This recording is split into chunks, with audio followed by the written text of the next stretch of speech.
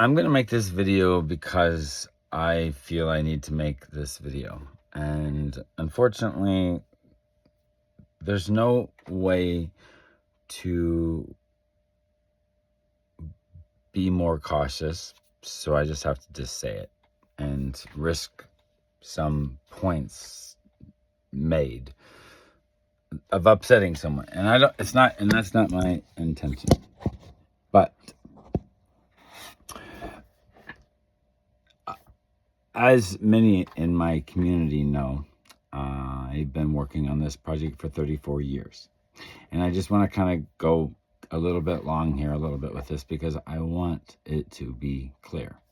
And so most of you have heard this over and over and over again. But when I was a homeless person on the streets, shortly after turning 18, which I would have turned 18 typically a couple weeks before school started. So I literally, at the beginning of what would have been my senior year, was homeless on the streets of San Francisco. I was there for 2 weeks shy of a year. And I left quite a while before Christmas, obviously. I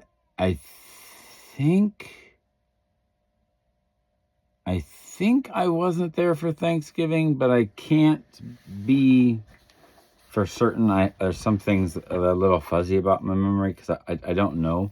I could have been there for Thanksgiving, but I don't think so. I don't really know. Possibly. But anyhow, so I was homeless kid basically the whole year. Well, yeah, that my classmates in Rock Rapids, Iowa. So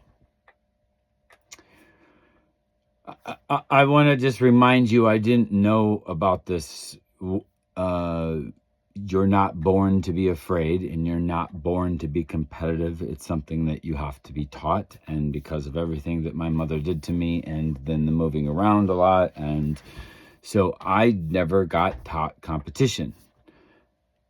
Backtracking now again to me, homeless on the streets, and I'm literally meeting thousands of people, literally, in that 2 weeks shy of a year, and taking out a lot of information here. But I had numerous times people telling me, you see the world differently than us. You should really write a book. It's what I just told you right before I said that now I understand, because I've had hundreds of conversations with people, obviously, over my life. But there are many times when a lot of you talk about other people that doesn't make any sense to me. I've never been able to wrap my head around how people can talk about other people the way that they do. And I understand it now. And straightforward saying, and this is important because there's a lot of things attached to, and this is a marker of religious deconstruction. So if you're going to get triggered, you're going to get triggered here if you keep watching. You talk about how homosexuality is a sin in the Bible, even though it was added in the 1800s with King James, and you really should learn a lot about King James in the castle with his wife and 5 children, and the corridor from his bedroom to his polyamorous gay lover's bedroom. That's fact. You can go look it up. You can find it. So the 5th version of the Bible, which then he caused the splinter to permanently happen in all the denominations of religion that fell after that. Doctrine of Discovery come before that. So there's a whole bunch of stuff in there, but your judging me is because it's unnatural, despite the fact that it's in almost all animals, is we have a conversation to have. And I think I maybe made a video in here about it. But there's a conversation that if you're still on that fence of judging people because they're gay in the Bible, well, then let's have a conversation, because you're wrong. And I'm really getting sick of it, especially now, knowing so much more than the average person, to be honest. and ambitions with the knowledge. So, but we'll get to that. Don't get too worried yet, because that's the important part yet to reach. And hopefully I can reel this all together here. I speak about what biblically is not natural to man. As I said earlier, fear is not instinct of humans. It has to be learned. Competition is also. When you are planted the seed of competition, that's where you can have misogyny, patriarchy, discrimination, racism, and even war come out of first being taught competition. An argument can be said that the human experience is natural, and so you can argue that competition and fear is natural. Well, it's different scope from instinct, but I'll give you the credit to say, when you take something out of the human experience that you've learned, such as fear and competition, and you use it competitively or a way to leverage over humans, that is when you commit a sin of said Jesus Christ. So more on the deconstruction you aren't ready for. And there are elements of,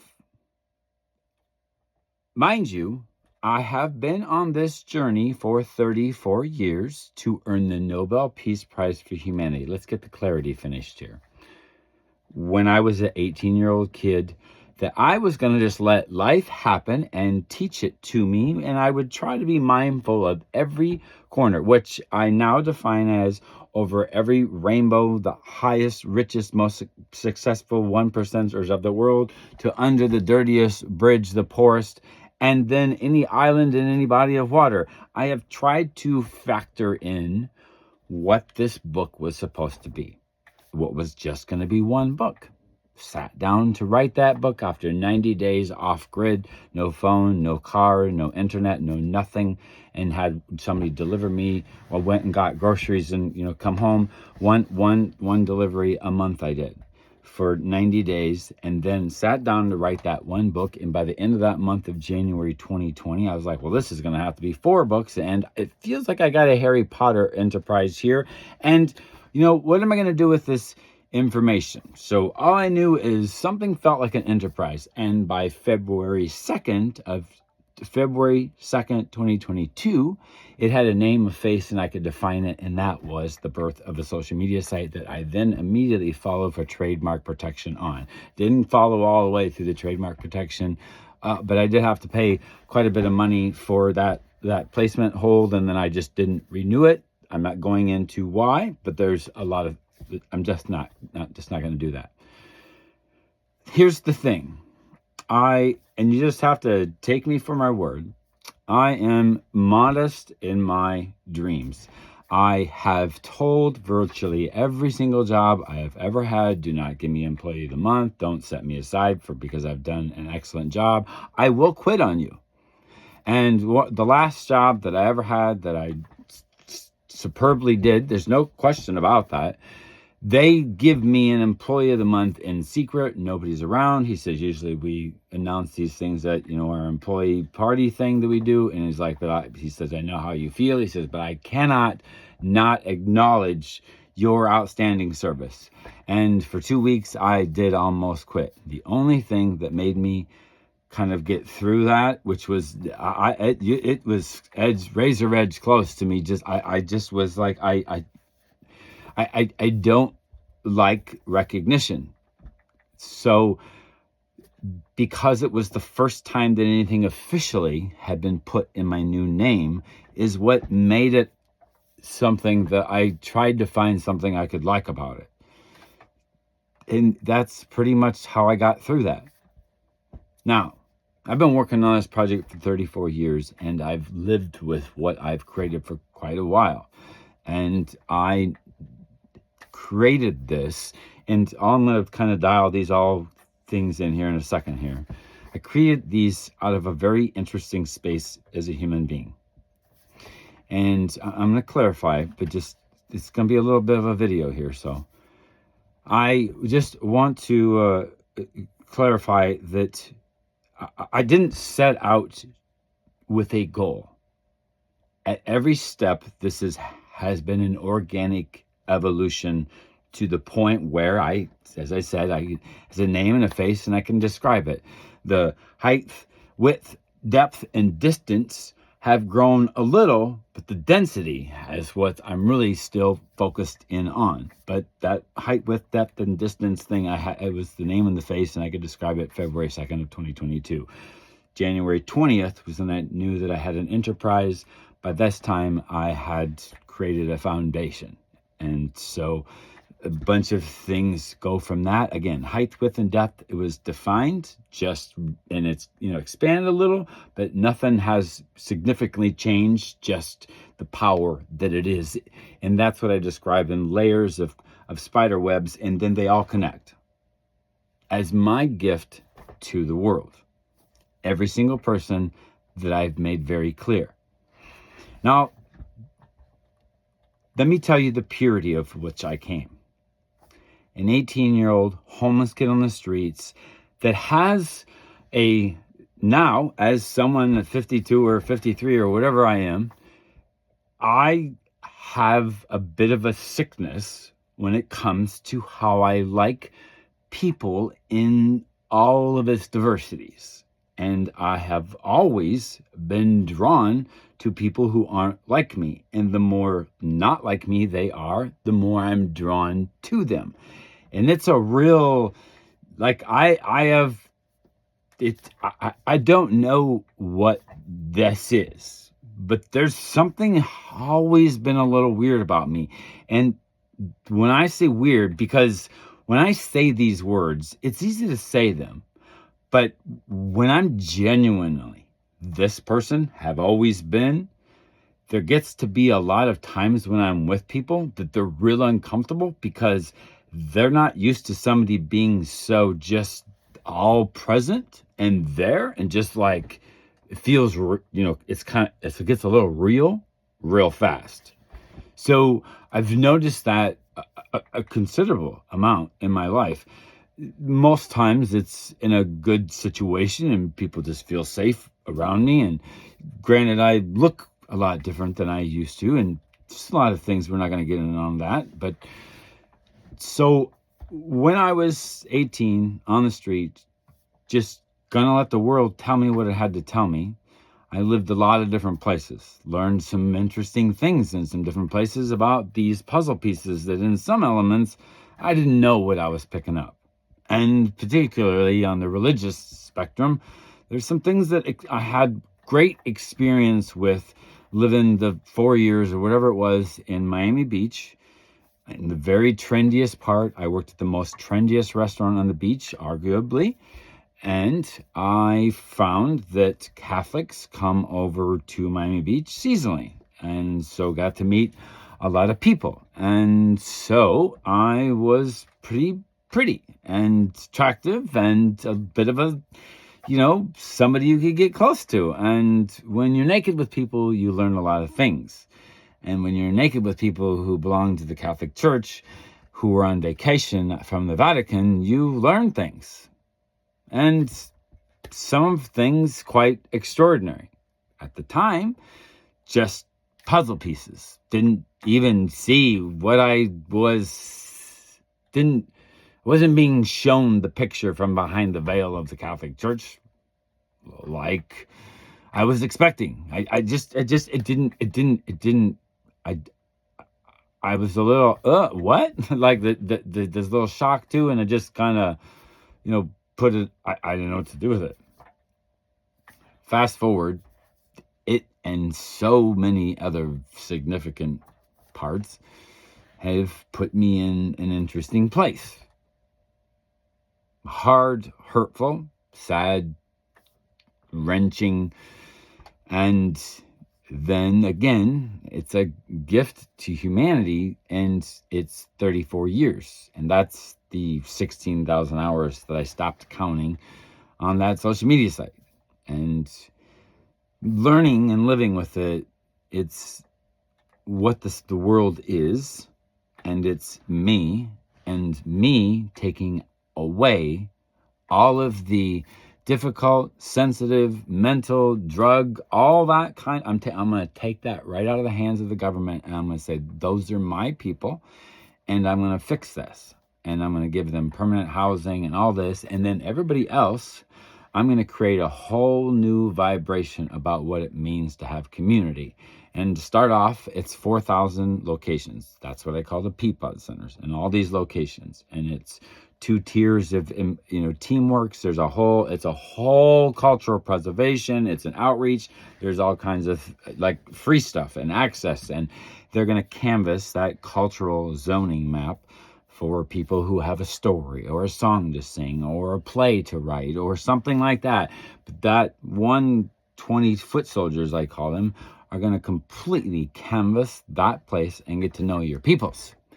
And we're going to find out what you're looking to. We're going to find the people who said, you're not good enough, you're too ugly, you're too fat, you're too old, you're just a woman, you're just a man, you're just this, you're just that. Somebody's put you in a box and said, screw that.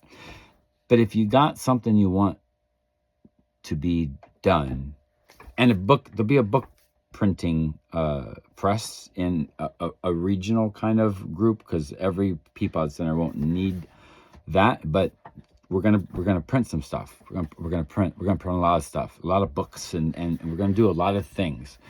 There's a whole bunch of things I'm not going into. There are literally thousands of pieces, but there's an element of this when we look out and we see what's not safe, and then we know that whether we like it or not, sometimes our kids of innocent minds turn 18 or whatever, and then they become the latest of victims. And you don't know the truth, but there's millions of you out there, and there's a whole bunch of other things that I'm doing by what I'm doing. So many things, and I haven't wrapped up the purity thing yet. We'll get to that. So when I think about what I'm doing, just kind of abstract this again, them and me taking all the service of the most difficult, essentially making their job easier. And there's a point to that, because when their job gets easier, they need other things to do. And what if the thing that they have to do less is fight crime and all these problems? Because these are my people. There is a system of kind of an ownership, but trust the process here. By them just naturally becoming a different creature, what our culture exists today, me changing a lot of things, there ends up being suddenly the power structure, the suppression, the separation, the Fox News versus the CNN, the Democrat versus Republican.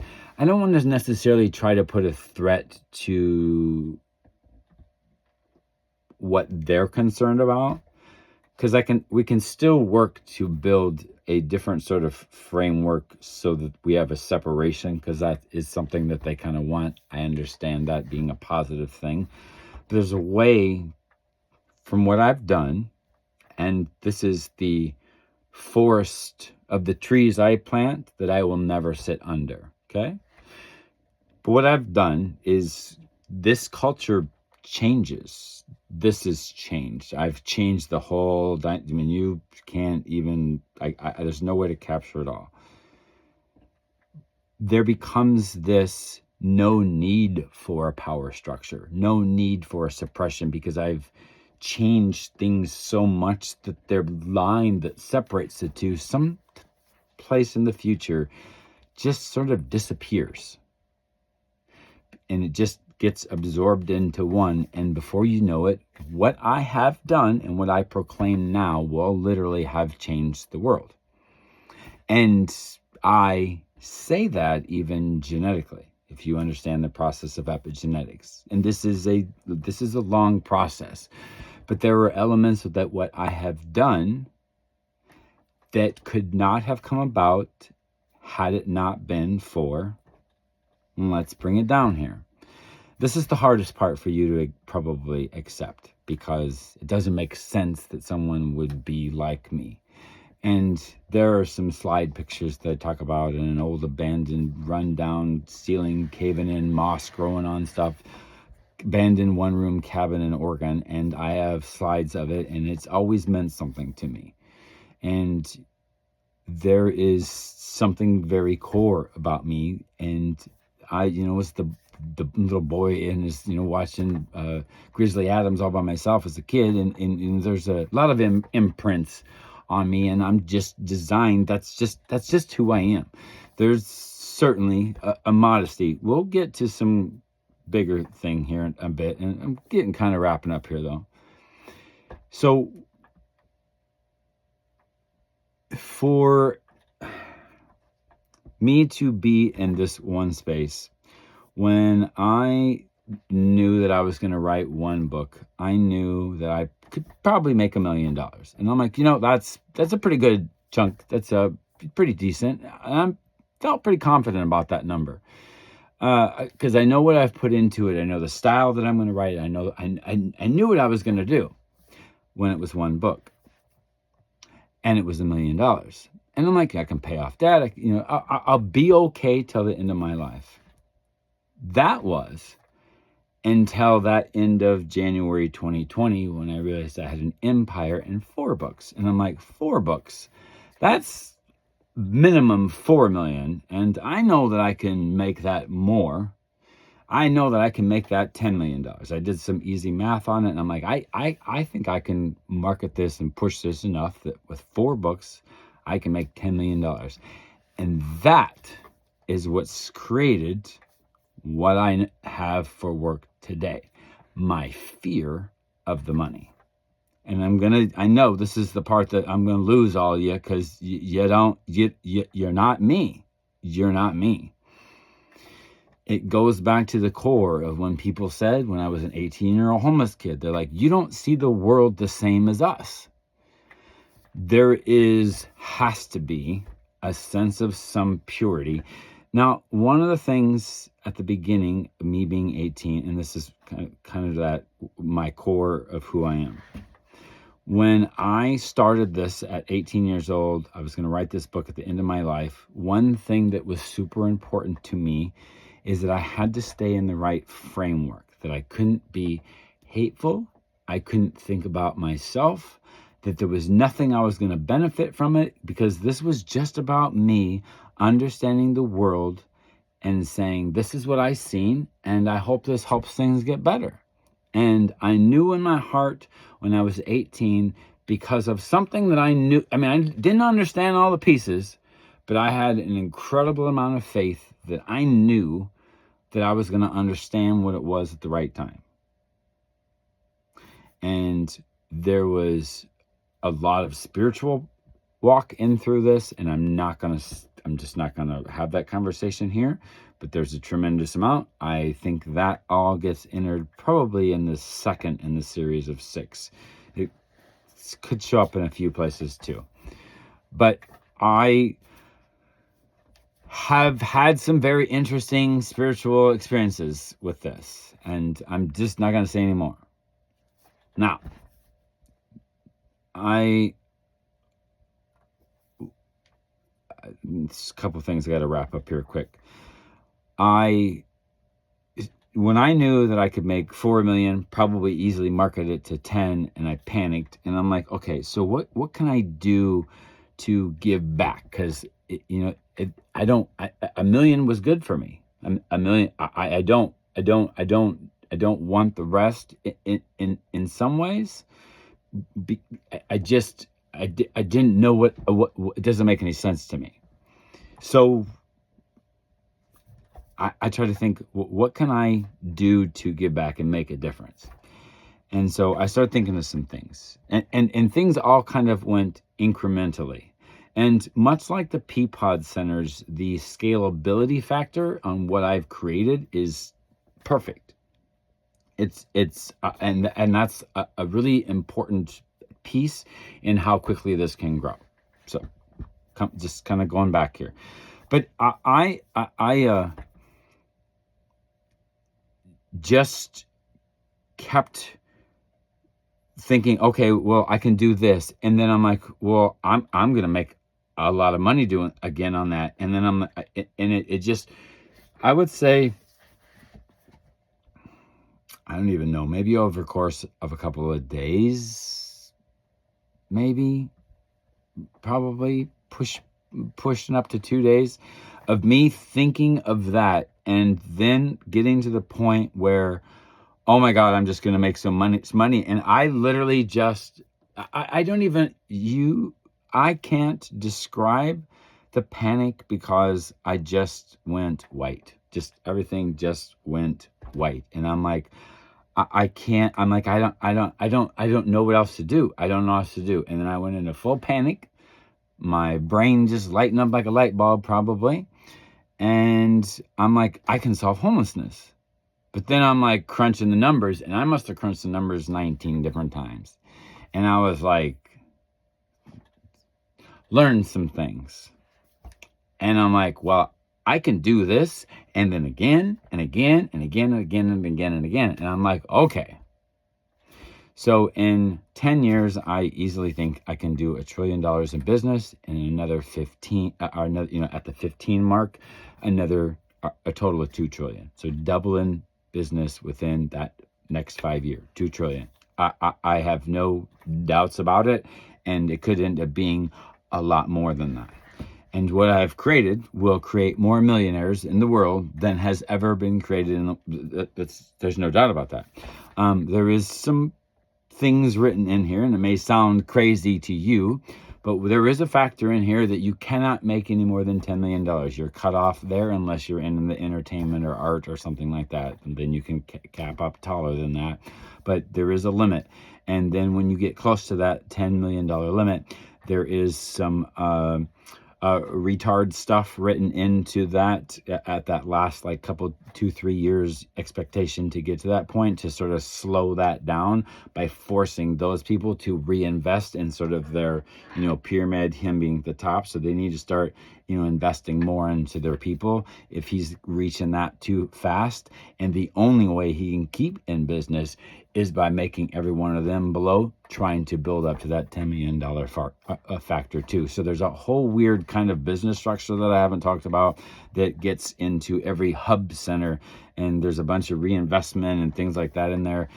So again, these numbers is me giving everything back. So there's one thing that I get from this that is a perk, and that is as soon as possible, there has to be a couple dozen Peapod centers worldwide would be probably a good start, and then at that point probably could get by with a rental. But the dream is I want to have a $40 million jet, and me and my core team, the 2 that I've already chosen to be my 3 that are required to start a nonprofit, would be sort of like the host on the plane. And we fly from one location Peapod center to the next.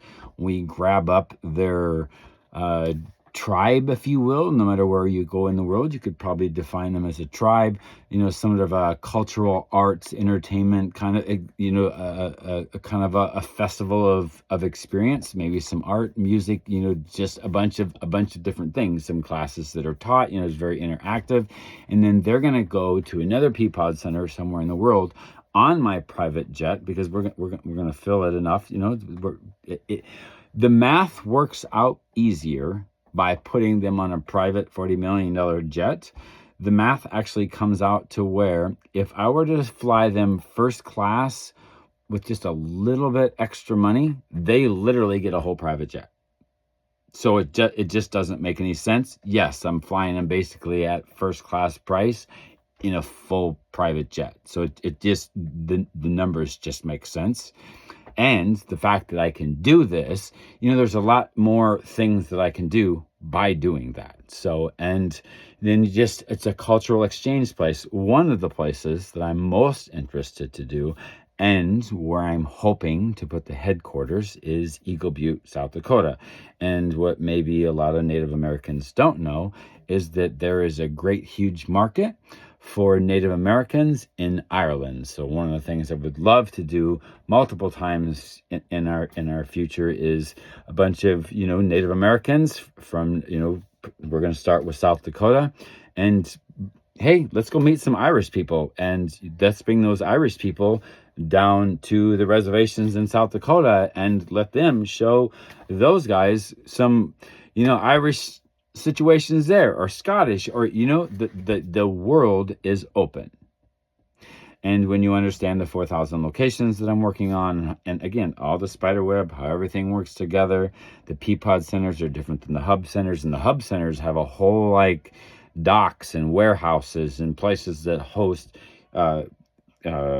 farmers markets and flea markets and food expos and food trucks and all that, and food trucks that come from all these different communes that are part of this structure of taking all the homeless to permanent housing and finding their people and then putting their people together and say, hey, you can live here forever until you die. And in fact, you can even build your families here. If you want, you can stay. Otherwise, you can go. It's up to you. I've thought of it all. Again, and it's naturally living with it that realize the two halves suddenly become no line, and then suddenly I've just naturally replaced what isn't working. What isn't working. And there's an element in this that is at the end of us now is the collapse of a civilization by numbers. This is the time. And there's a lot of things happening, and it isn't just Trump. There's much other things that seem to show, and some infrastructure things coming to America that's going to change a lot of things. There's currency. There's the movement of the BRICS currency. There's a whole bunch of things. So it is expected there's going to be a big change. I have created something that preserves what America was and brings something more beautiful at every cultural zoning map. And again, 4,000 worldwide, with a final number somewhere around 10,000, most of which of those obviously at 4,000 corporate, 10,000 in the franchising. Easy to do. And again, going to make more millionaires than ever existed in this world. Now, that whole purity part and all that, there is just a place that you can't create what I have. You can't even guess and then try to fill in the blanks, because I don't think that anyone can separate themselves out enough to say, okay, how would I recreate something where I wasn't going to benefit? Again, other than my access to a private jet and a world full of people that I have algorithmed out to find the best and make them an elite crowd of people who are part of another even bigger importance. And just, I'm going to help every culture in the whole world re-identify themselves in a strength that they've never seen before, and grab that history and preserve it. And then there's access rules so that nobody feels exploited. And if they want to share, then the money is theirs. Again, I don't want it. And the point of what I'm doing is that there is no corporate boardroom of people that I have to make happy, that it doesn't become something that we start doing things of business just because we're trying to make some people some money. I am going to try to work at personhood of a business on this. And I also said here recently that I foresee myself having contracts with governments worldwide, just like the post office, because what I'm doing by taking all this out of the government's hands, the hardest parts, that suddenly I can't just suddenly disappear, because there would be time passing, the infrastructure and things would change to where I couldn't just disappear, because they wouldn't be ready to handle the change. So I do foresee some contracts and some things that I don't quite understand being a part of this, because I know what I've created. And you know, that's all there is to it. With things that I wish I could say, and I can't, because I just, they're too much. I have to say that I have maintained that framework that I said I would spend the whole 34 years, not inserting, not being angry. And when the money thing come, and I was just like, you know, how do I do this right? And then, you know, I'm just like, I'm making money, and I'm just like, what the, you know, I just literally, you can't have done what I have done if I wasn't authentic in everything I just said in this video. And the only way that you could have created what I have created is because I was in that frame of mind that I tell you in this video, everything word for word. Now, you can split me right down the middle, and I am now two halves of a person, because that's me and what I've been working on. And then there's what everybody's been working on, or discriminating or hurting me, and just all the abuse and all the pieces of all the crappy people. I'm two people. And when I talk to people, I'm two people at this point, because I am so all in on my work. I am it. It is me. There's no separation. So for me to be split down the middle, it's like such a pocket of me. But it can command a lot of attention if it's picked at by somebody, and I'm struggling with it. But anyhow,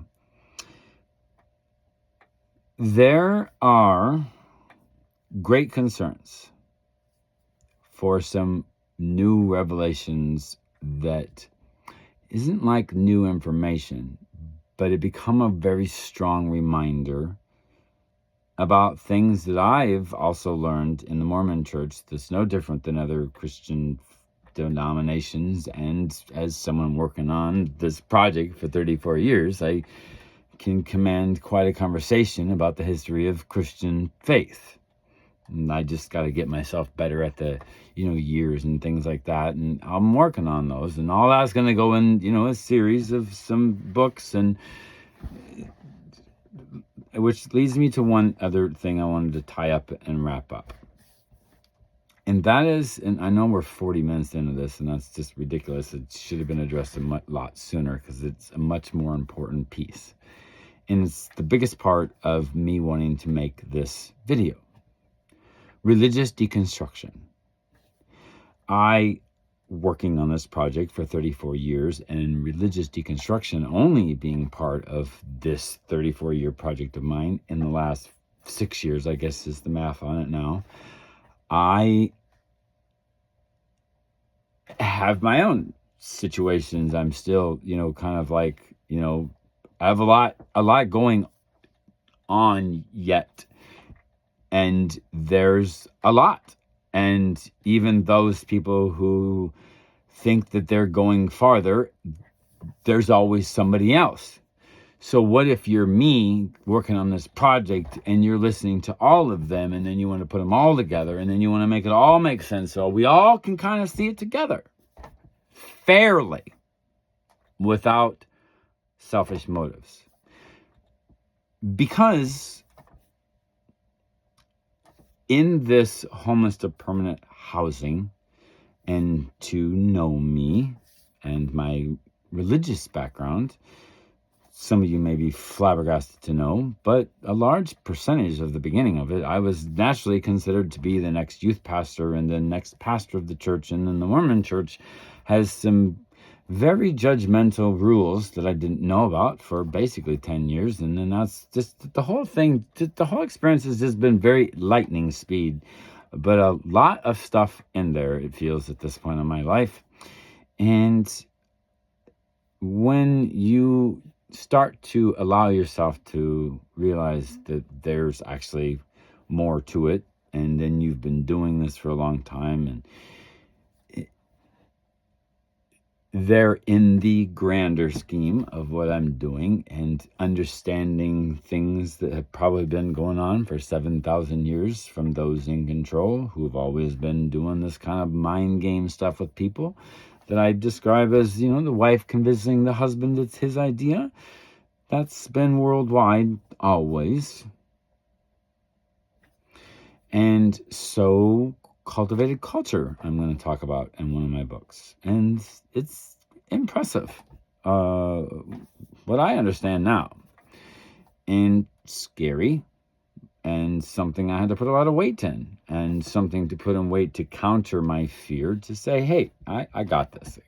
I trust me. I got everybody over Rainbow Bridge, every island. I got you. I got everybody. I'm not worried about making anybody happy. In fact, I can make everyone be surprised at how happy they can be with things that changed what they were afraid of. And what they're afraid of, in a sense, is what I know about religious deconstruction. There is an element that I went through, I don't know, 6, 8 months, something like that. I fluctuate somewhere between there, how long it went. Well, I was a little afraid for myself. Now, not like any real threat of fear, but there was some things in my head that was like, I was unraveling some things, and I'm like, okay, well, now how do I feel about this? And I understood that in that presence, in that moment for myself, and also reflecting, because this has, again, always been 2 stories in this autobiography I was going to do. My experience, how I came about everything, how they related, not, and just 2 stories. So when I'm understanding this, I'm understanding, well, how might someone else respond going through the same thing? And then I started to realize that religious deconstruction is like the grieving process with a few extra steps. And for what I went through, 7, 8 months, whatever it was, applying that to other people, there's an incredible danger there. And it's not going to go into it here. It's just, and that's the thing. Religious deconstruction has to be gentle. It has to be done right. It has to be done respectfully. It has to be done with a little respect of fear.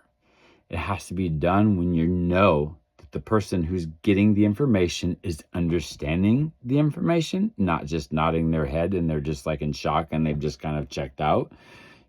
Because you have to be careful. And when I talked about them for 7,000 years in this cultivated culture, husband teaching the wife teaching the husband, it's his idea, you get me. They've already been through this. And knowing what I've watched in the world and kind of gentle-handedly took an interest in a lot of different things, there's markers that show that. So I understand the fear. But the thing is, and it goes back to me being in San Francisco and that year, 2 weeks shy of, and the thousands of people that I interacted with. And some of them in such a way that you get to really know someone. And you get to know someone at their most vulnerable, intimate place where they talk. And not just there, but other places I've lived and as a truck driver. And I've really been able to commend some attention to a lot of different kinds of people because I've always been on this quest to earn the Nobel Peace Prize for humanity the whole time. So whether what I admitted to them or not, what I was doing, I got a lot of information out of a lot of people. And overall, I would say, don't underestimate people. Doesn't matter what nationality, doesn't matter what their income, doesn't matter their willingness to help their people, to have compassion, to care, to lend a hand or what. don't underestimate anyone. And don't underestimate all of those people to have enough attention long enough to have them guided through and say, we fucked up and let's have some truth conversation here. And while you're going through this, let's not panic. I promise you at the end of this, we're going to get through this. And that's what I feel like I've tried to do. I've tried to spend a lot of time on this. I understand the risk and reward. I understand the consequence of doing it sloppy. I understand the way that 6-7 months can be real fatal for some people. And there's some points in there that even for me was difficult, very difficult. And as I've made comments before, if you're somebody who's got hundreds of thousands of dollars into religion, you've got skin in the game, you have altered hundreds of people's lives because of things that you've done to convince them to be on this board, and you know what you've done is create more of the problem, some people are going to have really struggle with that. And before they make sense of the struggle, they may lose the struggle because it happens. It happens a lot. So when I do what I'm going to do in 6 books, I'm mindful. I'm mindful. And I'm going to be as fucking careful as I can be. And I want the best outcome for everyone. And to much people's surprise, I don't replace religion. I want to, at the end of all of this, I want to reclassify religion. And in essence, preserve it. And because the way that I see it, reality is going to hit. Truth will happen. And then it's going to be a bit like a mutiny. The burning of all the books, and it'll be religion this time, and they'll be like, no more, we're done. And because we can prove enough to say we're not doing this.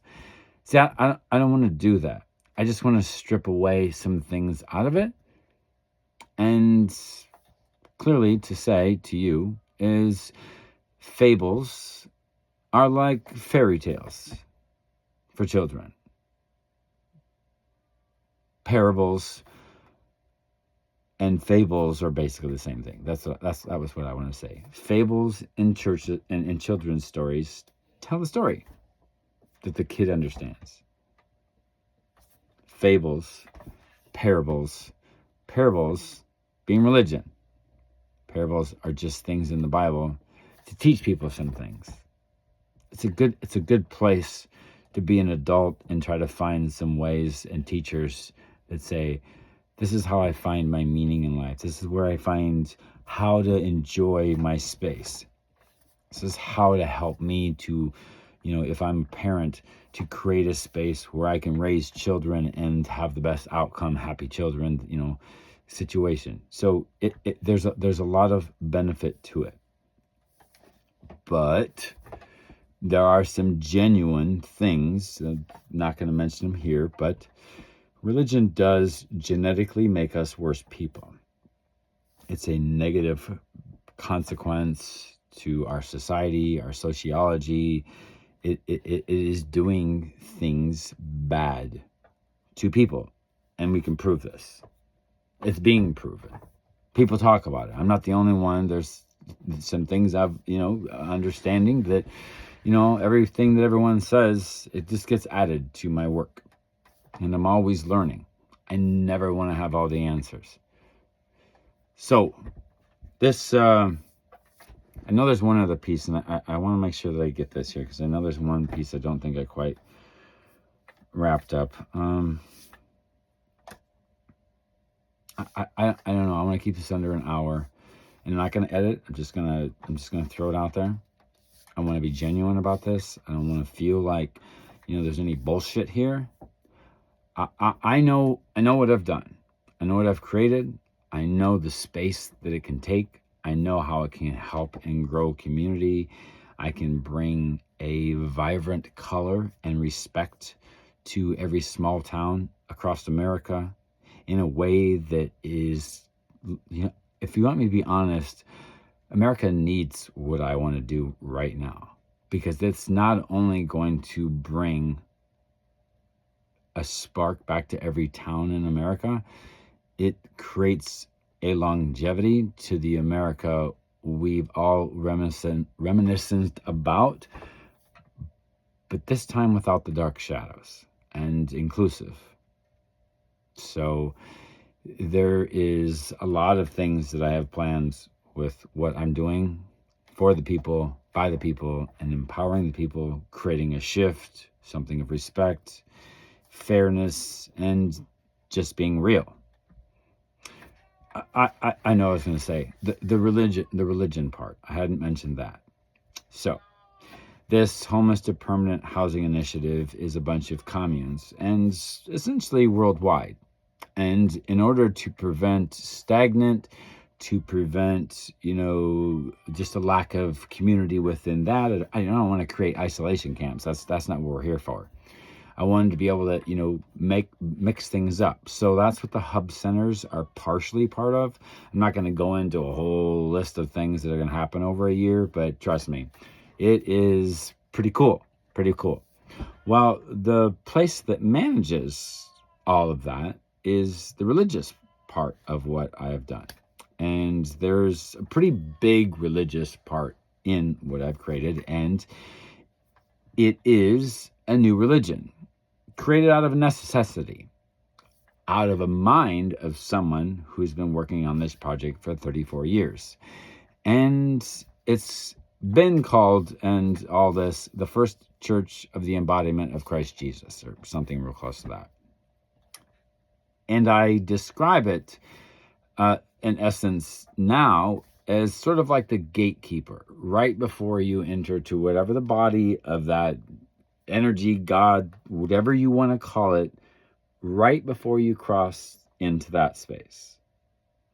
And it's on a rope with many strands. And I sit at the top, right here at the top, because I'm inclusive of all the other strands of religion and spirituality, any of it that comes underneath of there. And so in creating this religion, I've taken all these varieties, excluded some things, just a generic list of things to exclude. So if that religion had any of that in it, it's not allowed. But otherwise, you can bring your book right into our team of worship, and it can be part of the curriculum. It will be part of the curriculum. It's planned to be part of the curriculum. There is a bit of a choice I have about the people that I want to write the music. I'm not going to get into any of those, but there's some very inclusive pieces and things and designations. And then at the same time, I'm just trying to hold the space, because I'm not the one who's going to create this. I am just trying to put some things in preservation that are important. There's some cornerstones to the faith, which I just found more than just 4. I actually have a little list going that I forgot I had written. So it's going to be different, but it's also going to be a church that is so the people in the communes can come together, and doesn't matter what the religion is, they're kind of part of the gatekeeper religion. And then they are members of this church, and I'm going to bus them in with our private company buses to this church from the communes every Saturday or Sunday or whatever ends up being the schedule. And this is kind of going to be something that they're kind of required to do. It's just a healthy balance of what I learned. If you've watched the movie Eat, Pray, Love, there's a guru in there that talks about, there's a heart in his chest and all this. But so I kind of have my, my take on that. And we got to have our feet on the ground. That's our place. That's our person. That's who we are. Our hobbies and things like that. There's a mind of things bigger than oneself, and then you have to be looking at the world through your heart and sort of be in that space. Could be some fluctuations on how I define that, obviously, in the coming years, but you kind of get an idea. There's myself, how I interact with the body, the people around me, and then something bigger, and so that's your spiritual space, your yoga, your Zen, to find your center being your balance. But it's three. Always try to remember three. I don't overall do this, but there's just a lot of things about me. The element of fear that I have because of some things recently. And I don't want to be specific because I don't want to spread my fear onto another, but there's clarification that I knew I was in danger. And still, this video doesn't clarify what I can do to reduce their fear that creates my danger, and can't prove that anything is authentic about what I say. And they don't know, and you haven't seen the work. And when I sit with the chance of the people who can help me make this happen, I'm going to do a podcast with my teams as we get closer to launch date, and I think that will pretty much clear up all of that. And once I've got a core of people, they're going to realize what they're working on, and they'll be able to speak for me. So I got to get some things done, and getting that first book written is going to be a lot. And eventually this list of people for this fundraising, still growing, still adding to that list. I only reached out to like 3 people because I wanted to give some people a first chance. If they would even acknowledge it, I'll probably send them out again. And then this time I'm going to follow it up with, I'd like to start with maybe 100, letters and emails. I'm just going to kind of, try to approach each person like in 3 different forms, like an email and something definitely in the mail. And it's going to be a little bit of a package, kind of like small little thing there, and send it off to them. And then, if they're not the one, maybe they know somebody who is. But there is going to be somebody who's going to say, just one thing from me. I can take the homeless off the street, and I can do it for a price less than most people are donating right now in locations all across the United States. I can do it in less than hundreds of donations that were more than what I'm asking for. And I can do that with seed money to do this worldwide for less than what most donations that are already being made. So the probability of me finding someone when I actually send out the letters is pretty realistic. And again, I can sit and I can explain with any questions, and they can see it, they can hear it. I've spoken with a couple people, well, probably maybe 4 people now, something like that, of any that have, other than what maybe somebody watches on the YouTube. And it's something hard to not see the potential of it doing exactly what I have all said in this video. And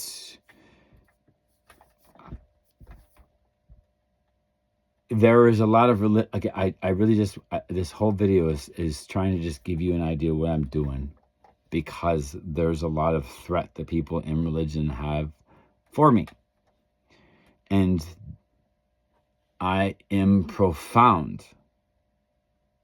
And that is a propensity, or however, of a threat to them. Because for the generic super holy person that doesn't allow things to separate their mind from what they already know that they know is right, and they're not going to be questioned on it, and that's just the end of it, and there's just no conversation. And then I come along, and there's this realistic understanding that this person's going to change things. And I know that my religion is true, and he's a threat. And that's all that they need to know. And I know this threat. I've seen and heard the conversations of extreme nature multiple times. Multiple times. What I call the pure American. The pure American who is a complete and 100% product of the propaganda, two wings of the same bird, has absolutely no comprehension that that could just all be a plan to make him think just like he is, that everything about his existence was created for him to become that person. The pure American can't wrap their mind around the fact that that might actually be. That it just doesn't, it just not something that they can comprehend. So there's a lot of things that have to be explained. There's a lot of different kinds of approaches. But when you're talking to a pure American, it's a little bit extra work. It's a little bit different kind of thing. And I met one of those recently. The purest American. And like the Mormons, there's this thing about these Christian groups in America. There always has been.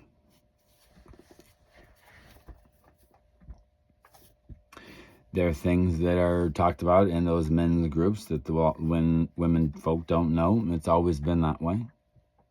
It's always been that way. You know, there used to be just smoke rooms and they drink whiskey and fight and, you know. The best thing they could do is hope that their lady friends thought they were out there cheating with some floozy, when in fact, they're talking about things that the women just don't, they're not allowed to know.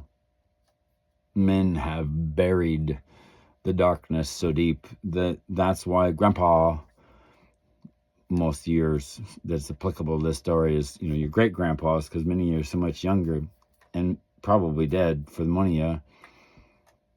It's a different world. Men have been living in a different world for a long time, and descendants of that have not, but they don't have an awareness. There's an identity crisis of men because of things like this. There's a change down the line that they're not always aware of. They still exist, and that's the point of this video. Understanding, but having it spoke to me such ways was, well, it was intense. The last time that I've had that intense conversation was as a Mormon, watching some old shows, and it wasn't so much being talked, it's being shown it in a movie, you know, and blood atonement, when they cut from ear to ear from the back of their, you know, standing from back, and so the blood just comes out forward. That was the only way to atone for the sexual sins. A lot of homosexual, but as well a cheating husband, and then those brethren of the church go and pick which husband gets this now widow bride. And it is, shall we say, ripe for those with evil intentions. And did, in fact. I want to speak one last aspect on religion. And this is important. I can tell you for fact that most Americans, when you think of Jesus and you're in your deepest prayer and you've disconnected yourself in your most thoughtful intentions, and you try to envision the space, and you feel like you're connecting, and you feel like you're connecting because you're visualizing the space that Jesus would have been in. I'm sorry to tell you this, but you're going to be real disappointed. And that's why it's important for me to get this right. Of the final ending of all of this work, this is the final and most important part.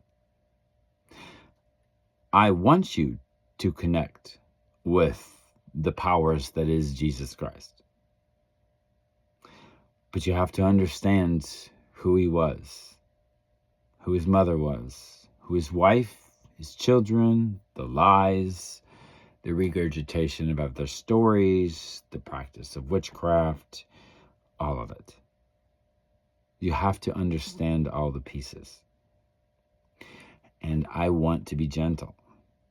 But at times, it's going to feel a little bit more like I just glued with Gorilla Glue and duct tape and just ripped that bandage off. And then I'm going to try to put a cold compress on it and say, we'll get through this.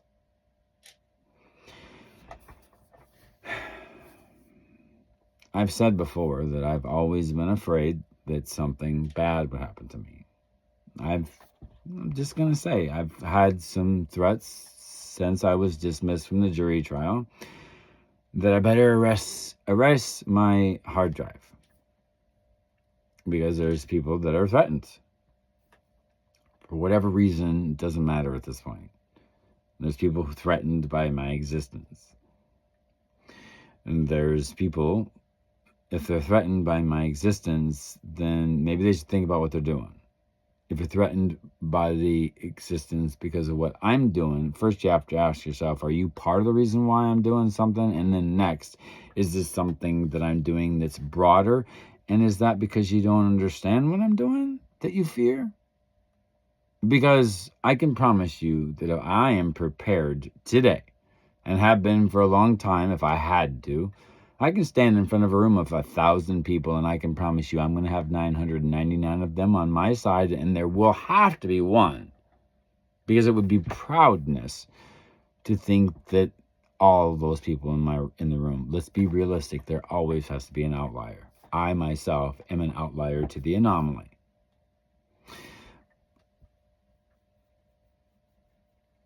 I think that is where I want to leave this.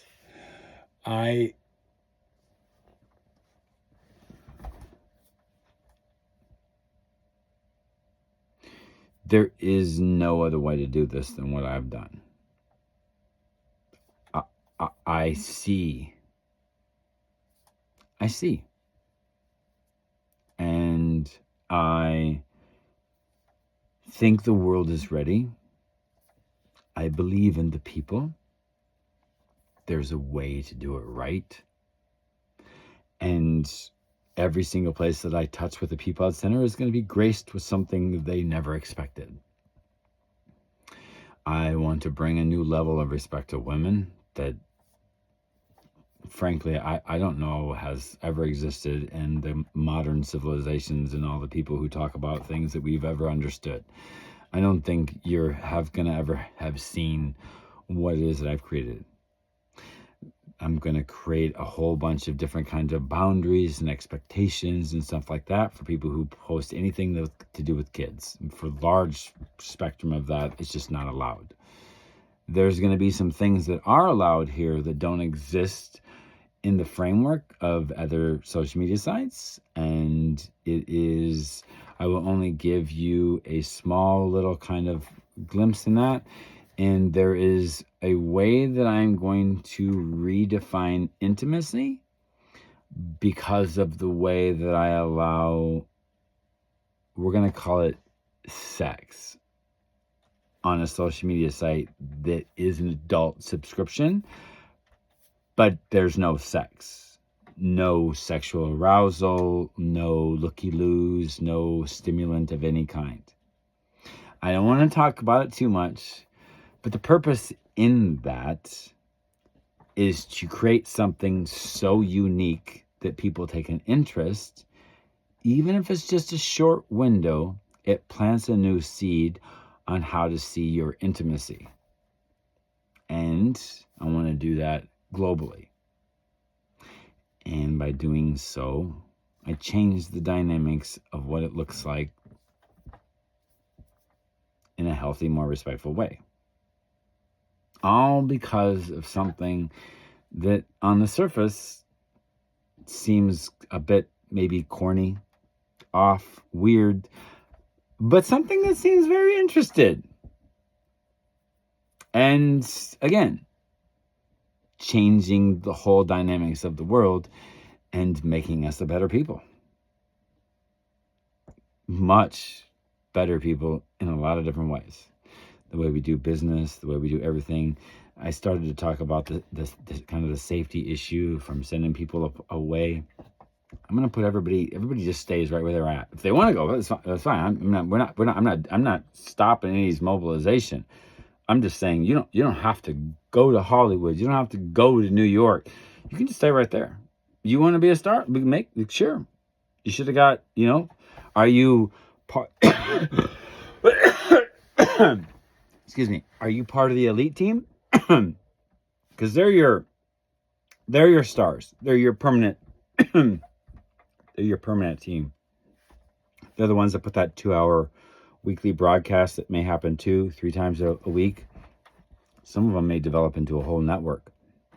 And it's fed on something that resembles a YouTube channel. But it's so much more. So much more. I have a bit of an outline on my YouTube channel, that at Peapod Centers. There's like 40 videos there. It's a real corny drawing to kind of give you a real basic, but and for the most part, I've shared pretty much if you could see what I'm saying, I've said enough to where you should be able to kind of tell what I've created. I think I've put out enough. I am got more details coming. That's what 2025 is about. By the end of 2025, I definitely want to have those letters out, and I want to be writing that first book for sure. And I may just write all 6 of them. I mean, just because that's just kind of how it's probably going to end up working. And when I do it, I'm just going to do it. So, and then however long it takes me, is how long it takes me. But, and as I'm doing it, it's all going to kind of be getting written at the same time in some elements too. But, so I got a lot of videos coming. Going to be a little bit more professional about them, because I want to have just more professional presence and just a clearer understanding of kind of what I've created, so that when I send those letters out, they can go to those videos and they'll say, yeah, fly them out here. Because I'm going to need 3 to 5 days, and would be nice. I can do it in a couple if we had to, but we're still not gonna. You still might not get it all, but I could breeze it enough in a day. I think if we had to do it in a day, but we're gonna have to do it over many hours, because it would take me working with a team, I'm sure 30 days. So that they're right there where I need them to be on all the pieces. It's going to take 30 days to train someone but just scaling back on how long. It's going to take a week or two just to kind of get an idea what I've created. And then, because I have to kind of go over it with you, and it's going to be some times where I kind of have to think again, what it is I've said here, because there's a lot of things that's sort of written in generic, sometimes a bit code, because there's important parts that I want to work with the team on, because I don't want to be the one mind thinking about it, because that's just stupid to even think that one person can do that. There's dozens of elements in this where, we're going to have just a short-term employee, a consultant in all different kinds of fields. And by touching all these people's hand basically in all these different consulting areas, hopefully weaning from that people who then become part of the team, that are part of the most important. And one of those people is an epigenetic scientist with a degree in psychology that becomes part of our team, and then is the person who manages me, because I am mentally needy and I have a lot of situations, and I need people to manage me. And so another benefit to me on this is I need a team of people to help me run just my life, because it's difficult.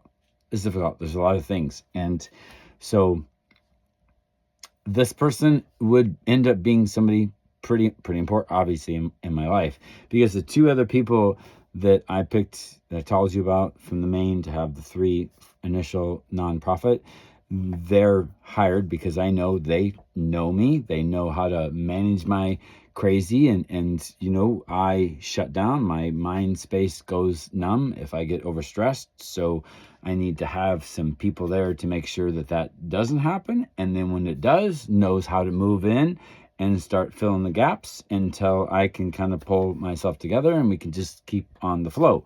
But it becomes a lot about that. And me having this accommodation is expensive, to know this.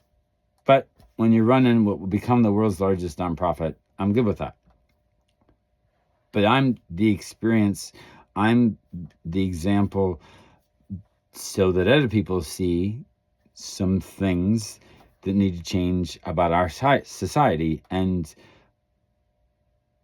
write less people off the roll call of society. Write less of them off the roll call. Let's put some names back on there and say, hey, you're part of life now.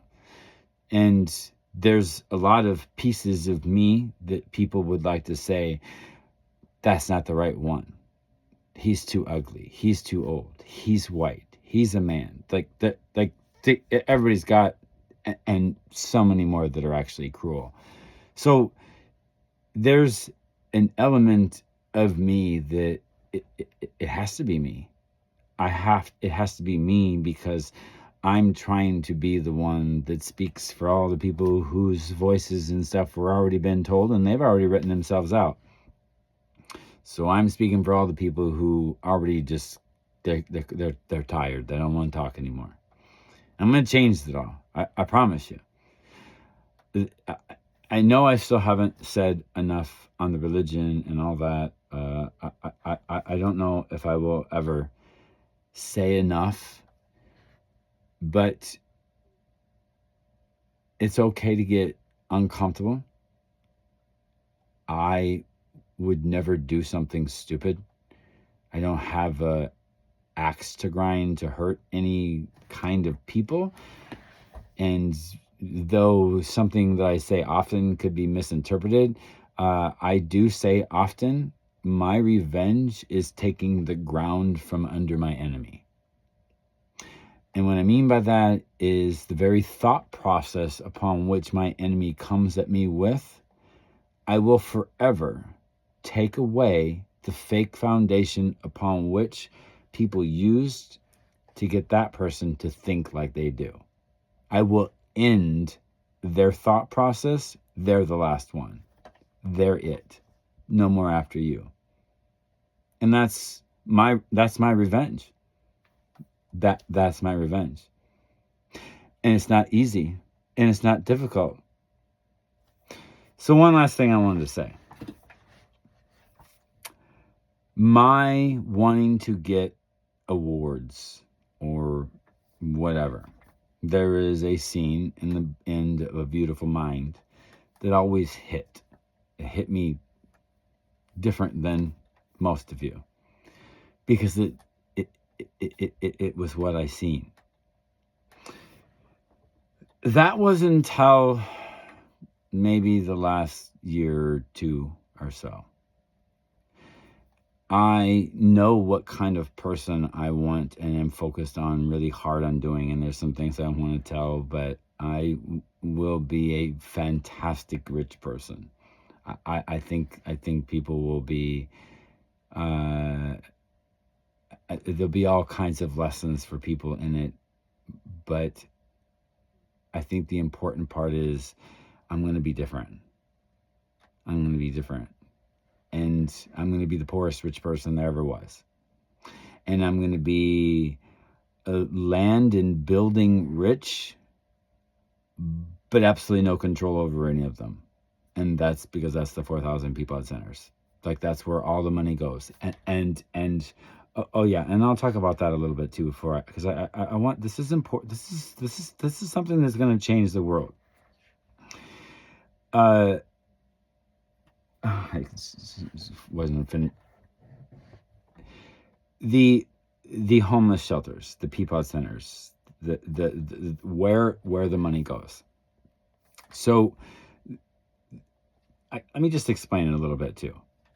So there's the social media site. There's a bunch of pages. There's kind of like 3 pages to it. There's just the home page with 3 TikTok scrolls, and one of them is going to be just what I feed you from your experiences, and then one of them will be what you subscribe to, and then one of them is going to be wherever you're from. It's that cultural zoning map, that Peapod Center thing too, and possibly maybe like some that you subscribe to, because you're going to get you're going to get like maybe 3 to 5 cultural zoning maps that are free that you can subscribe to, and then you can get content from there. But of the 4,000 locations, you're going to have to pay to have access. And there could be a whole group. You could have access to the whole 1,000, but it's going to cost you. You know, it could be like $100,000. There's some kind of planning to kind of get it so you can change, you know, a certain amount of locations so that you spend your whole life in order, you know, to keep it free. You spend your whole life learning about all the different cultural zoning maps because you've got just enough free access that you can change every year. And then by the end of your life, you've kind of learned about the world. So you can do that too. But if you subscribe and pay, or, you know, groups or sections, there's going to be a whole bunch of different ways you can do that. Then that money goes into that cultural zoning map that you have subscribed, or even with your, you know, your 5 free, and there's just a bunch of things that I'm not going to get into, and there'll be more that I know I can't speak of because we haven't worked on it yet, but there'll be enough things in there and to make it fair. So that's one way, and there's just a whole bunch of them, but let's focus. The second page is you. It's like I'll have to kind of think of a name for it, but think of it as your birth certificate, and underneath your mom and your dad is your fairy godmother, your fairy corporate godmother, and they're going to be with you together to help you succeed through all of it. And there's a lot of things that I've done to make sure that you have a companion, that you never feel alone. And I got the bases covered. Trust me. As I said at the beginning of this video, don't underestimate people's willingness to do. TikTok also taught me that. So just leave it at that. So this whole section, I'm kind of losing what I was going to start to say. Still, you know, I could add and know that, you know, there's what it is I'm doing, but it's there's so many spider webs, and it my mind, it can get go a lot of places, and trying to decide what's, you know, important too. But well, what else can I say? I don't know. I was starting to say something there, but been going on a lot. Talked about the new religion. Oh, I know. The communes.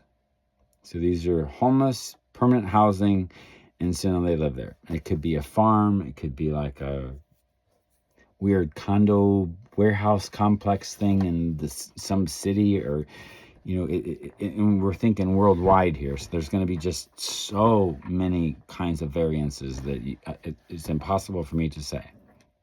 And then assigning those people between talents and culture and mindset and just a whole bunch of factors. And most of them are going to be, you know, hundreds of acres. And those hundreds of acres, I'm not going to go into it. There's thousands of pieces. And there's just too many pieces to try to even begin. When I have these communes, and, you know, basically I've solved homelessness, and then Now it's the next year, and I got the same amount of money coming in. Probably more, but let's just keep it simple.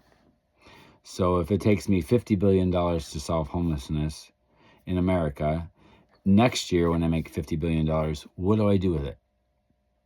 So between the hub centers, which is primarily invested from the businesses that have been making money on the third page, which we'll mention in a minute. And so the hub centers is where everybody brings their family, kind of stuff like that. So it's like a hub center within a region to Peapod centers. There's some variances in there, again, worldwide as well. And so when I invest, there is the Peapod Center is sort of like a money driver. So it's already paying for itself. It's feeding into the more money. So it ends up mostly going right back into the communes. Now, again, we're doing a worldwide effort, so some of that's going to be retarded back on what I invest back into the commune, because we want to make sure we've solved all the homelessness in the whole world, all worldwide. So there's, a little bit of restriction, but once it's all done and we're just going back into the communes, that's when we're going to start upgrading. And one of the quicker goals is that I want to have all of them have greenhouses that can run 24/7 off of, solar power, and enough in surplus that not only are they feeding everybody in the communes, but they have enough to sell to the people in that area. And when you're speaking in a broader kind of sense, we talk about 4,000 Peapod centers, but each Peapod center could have 10, 20, who knows how many communes. So you're talking about a lot of people growing fresh food everywhere in the world that you can't access fresh today. And because of the company model, I'm not a for-profit. We just want to kind of break even. This isn't about making money. So I can offer this at a lower price is what the expectation is. And there's a whole bunch of things that go into this. There's just so much even into the farming aspect of what I've created. So just don't think you know what I just said, all the pieces, because there's a lot. Everything that I have done and created is original. I have not had anybody's influence on this. The only thing that has been of influence is me seeing all of the world, all the people, and I don't want to gloat, but knowing what's best. And then so when I create something, I'm thinking about all the different things that go into the decision of what it is I'm creating and how does it affect. There's not to be no leverage. Nobody's supposed to be treated unfairly. It does change some things. And I know at this point in my conversation, there's a few, if there were hundreds of people that watch this video, are going to know some things that I just said. Yes, there's some things for me to worry about, again, back to my safety. But I think when I get, I think it'll be okay. There's going to be lots of restrictions I run into. I know that. I am not concerned. There's things that can work around. There's things I haven't said that I know help me work around some things. There's global things going on too, again, so I know that I want to finish this conversation about religion, and I want people to connect with the truth. And there are a few places that will lose largely because they have gained largely by the lies. You know who you are. And I have to wonder, do you even believe in God? Is it all just a show? Or do you believe that if we reach truth, that everyone can have power? Is that something that you even allow yourself to be plausible for the very few niche people that I'm speaking to right now? There is a way to do it. There's a way to do it all correctly. And as I said, saving religion before there is no saving it.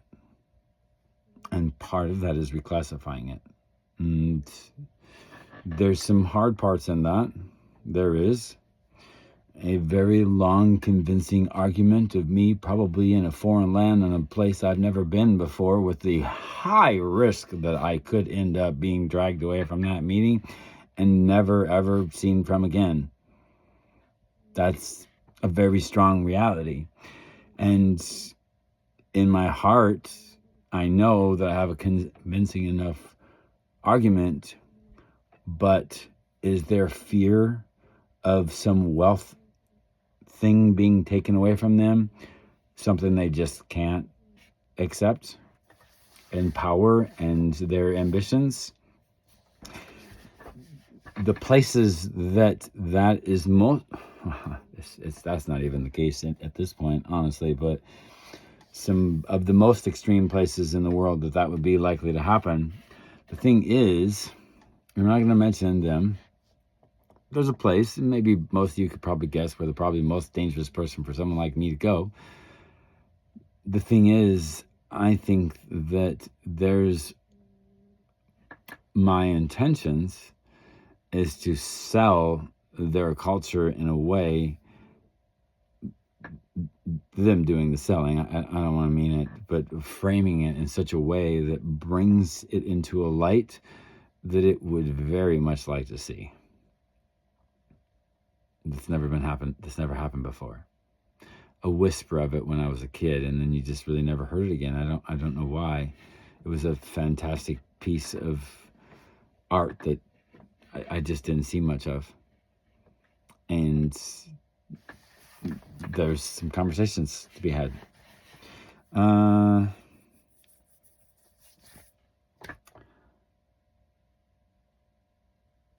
I just want to say to anybody who's afraid, just breathe. Just breathe. I have enough fear for all of us. And I don't want to,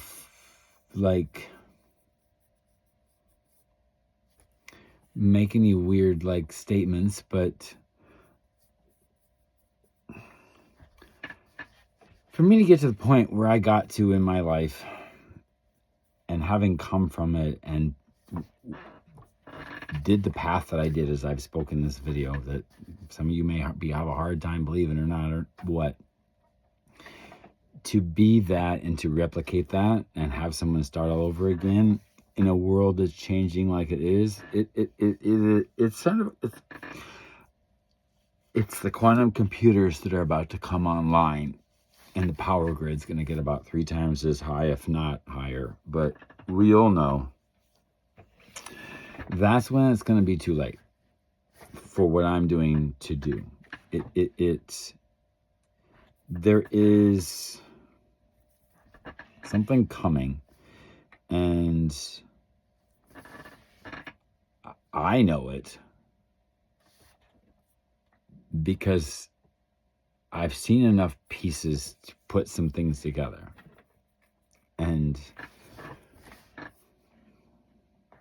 it's going to be tough. It's going to be tough to ever find another way to create something that's them versus what you've done, and then watch it just seamlessly come together into the point where it no longer exists. I don't know. Because I think about how they plan to adapt the usage of them. And you're not going to be able to. You're not going to be able to. And that little camera, I know as crazy as it sounds, but for 10 years, they've been able to read your mind. And I know that sounds crazy. I have the proof of it.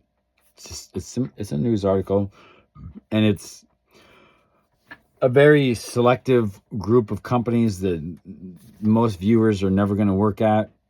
This was just something 10 years ago, and I don't know to what extent, but enough that they could tell if a person was embezzling money and things like that just by looking in their eyes. They knew that they had a problem with an employee. And this is like a high security place where they had to have those kind of things, and they had it. More than 10 years ago. Well, probably about 10 years ago, I think is when I got that article. So when Elon Musk with his little chip thing, that's not a first. I was like I didn't even sweat that being a reality, because I already knew that this has been going on. This wasn't, and I mean, maybe there's lots, there's lots of articles on this whole chip thing in Elon. I'm sure everybody knows about it, but do you notice there's not really much conversation about it? And I think a lot of that is because, we've seen this kind of thing before. What you don't understand about is how quantum computers work.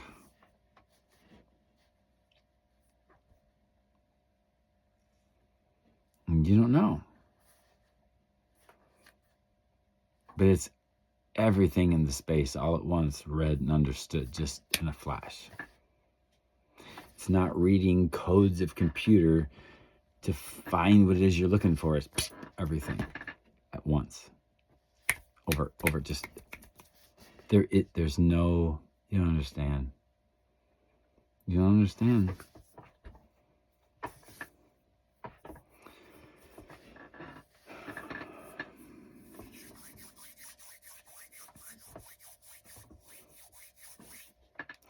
So, one way to combat foreseeable problems with that is by creating a different kinds of people. A better people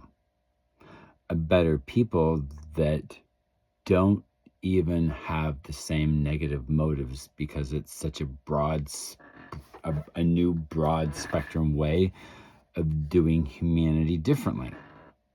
Again, what I've created kind of come together with this line, then the line disappears, and then what they've created just kind of just loses its appeal and just naturally disappears, and then people just don't want it.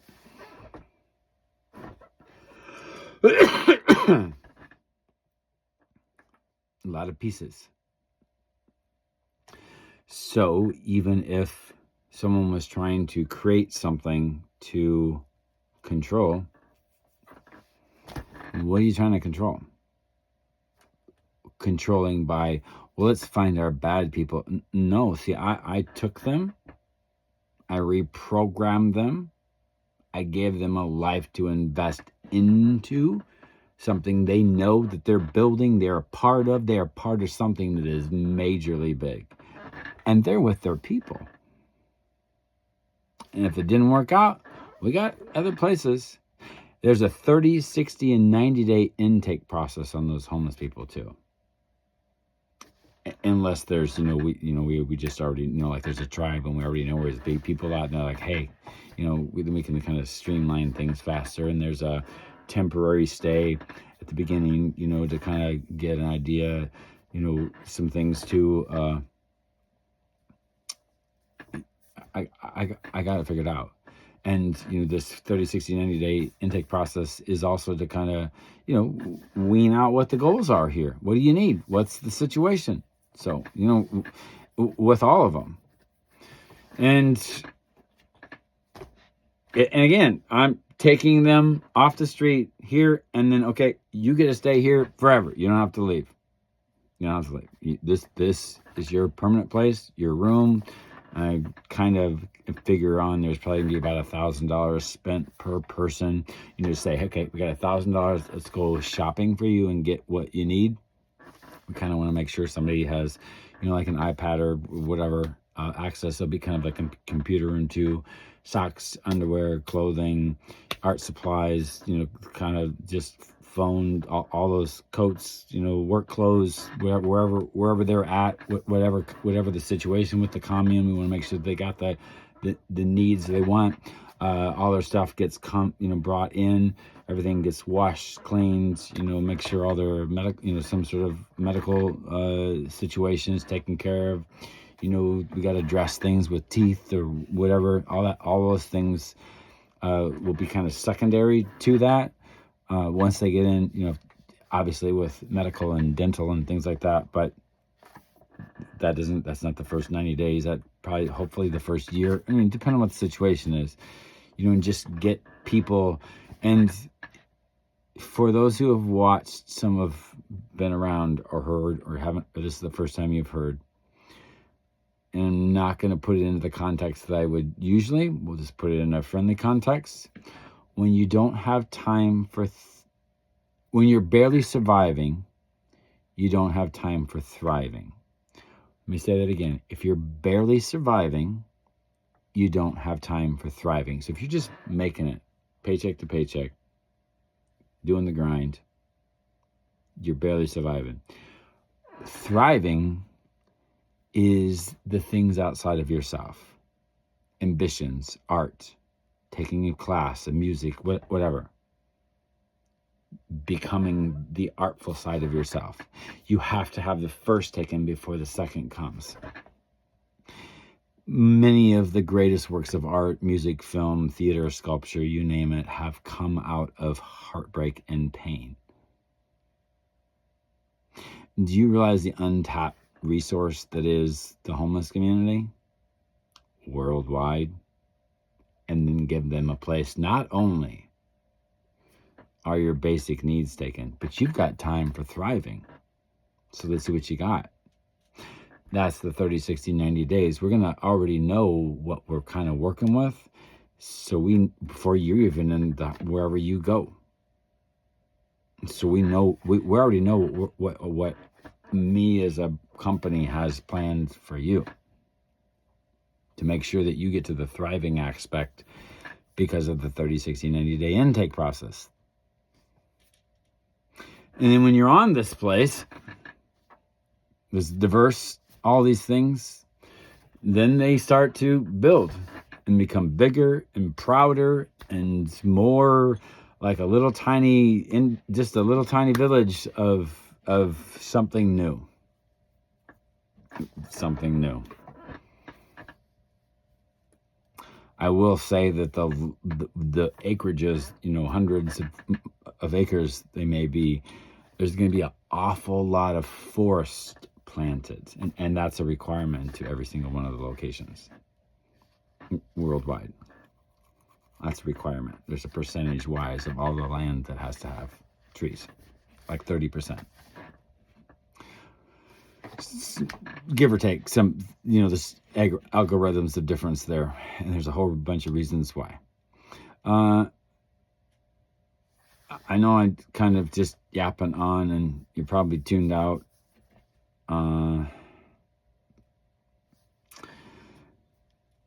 It's what I'm working on. It's who I am.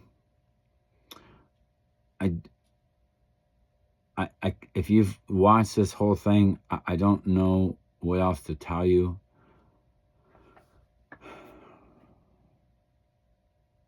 I am different. And I think I'm the right person for this. I'm ready to do this.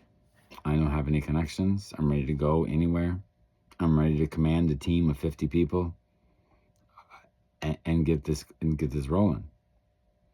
I also have the realization of knowing that if I have to do this on my own through the sales of 6 books, that's what it'll be. Initially, I wanted to do a book a year, but I think if I did this, depending on, and there's some options of possibilities, but I think I could probably do 6 books in 4 years. I may do some sort of, if I can get them all written for some reason right off the bat, I may do an introductory set series at $15,000 a set. as a fundraising to get to that first initial $13 million.